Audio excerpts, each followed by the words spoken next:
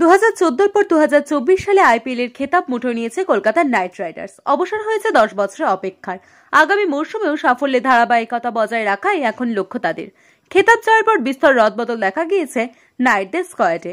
Mentor পদ থেকে সরে দাঁড়িয়েছেন গৌতম গম্ভীর। সহকারী কোচের ভূমিকাতেও আর নেই অভিষেক নায়ার।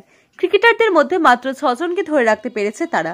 রিঙ্কু, রাসেল, নারায়ণদের জায়গা হলেও সেই রিটেনশন তালিকায় ঠান পাননি এর আগের অধিনায়ক শ্রেয়স আইয়ার। সংবাদ মাধ্যম পত্রে জানা গিয়েছে যে শ্রেয়স আইয়ারের আর্থিক দাবি মেনে নেওয়া সম্ভব হয়নি কলকাতার পক্ষে। মেগা নিলাম থেকে নতুন নেতার সন্ধান করতে পারে ডিফেন্ডিং চ্যাম্পিয়নরা। আগামী 24 ও 25 নভেম্বর সৌদি আরবের জোড্ডা শহরে বসতে চলেছে আইপিএল এর মেগা নিলামের আসর।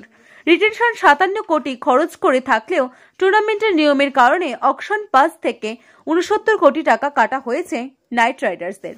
ফলে তাদের হাতে থাকছে 51 কোটি টাকা। এই পরিমাণ অর্থের মধ্যে বাকি স্কোয়াড নির্মাণ করতে হবে 2024-এর চ্যাম্পিয়নদের। শ্রেয়সের উত্তরসূরি খুঁজে নেওয়ার ব্যাপারে কোনো রকম কার্পণ্য করতে রাজি নন শাহরুখ খান। ভেঙ্কি মাসরারা সূত্রের খবরে জানিয়েছেন যে তাদের শর্ট লিস্টে রয়েছে জস বাটলারের নাম। ইংল্যান্ডের অধিনায়ক হিসেবে সাফল্য পেয়েছেন তিনি। জিতেছেন 2022-এর টি-20 বিশ্বকাপ। বেগুনি সোনালী জার্সিতেও সাফল্যের সেই ধারাবাহিকতা বজায় রাখবেন বাটলার, আশায় নাইট শিবির। যদি বাটলারকে দলে সামিল করতে সক্ষম হন শাহরুখ খানরা, তাহলে তিনি হতে চলেছেন কলকাতার দ্বিতীয় ইংলিশ অধিনায়ক।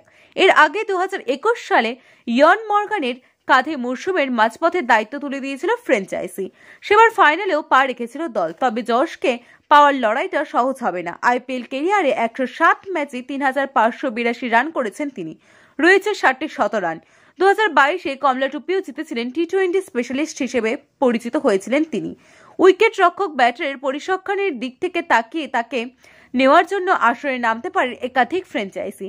এমনকি তার পুরনো দল রাজস্থান রয়্যালসও বাটলারকে ফেরানোর চেষ্টায় অল আউট ছাপাতে পারেন। 2016 সালের আইপিএলে পথ চলা শুরু হলেও ক্যারিয়ারের সোনালী সময়টি রাজস্থান রয়্যালসের হাত ধরেই তিনি কাটিয়েছেন ইংল্যান্ডের জস বাটলার। 2018 সালে 2024-এর মধ্যে 83টি ম্যাচ খেলে ফেলেছেন তিনি এবং তার রান করেছেন 3010 রান। কমলা টুপিও জিতেছেন রাজস্থানের হয়েই। আগামী মরশুমের জন্য রিটেনশন তালিকায় ঠাঁই না পেয়ে ফ্র্যাঞ্চাইজির প্রতি কৃতজ্ঞতা জানাতে ভোলেননি বাটলার। এক সোশ্যাল মিডিয়া পোস্টে তিনি লিখেছেন, যদি এটাই শেষ হয় তাহলে একসাথে কাটানো 60টা অসাধারণ বছরের জন্য ধন্যবাদ জানাতে চাই রাজস্থান রয়্যালসকে। 2018-তে আমার ক্রিকেট ক্যারিয়ারের সেরা সময়টা শুরু হয়েছিল। শেষ 6 বছর এই গোলাপি জার্সিতে বহু দুর্দান্ত স্মৃতি অর্জন করেছি। আমিও আমার পরিবারে সাদরে গ্রহণ করার জন্য তাদেরকে ধন্যবাদ।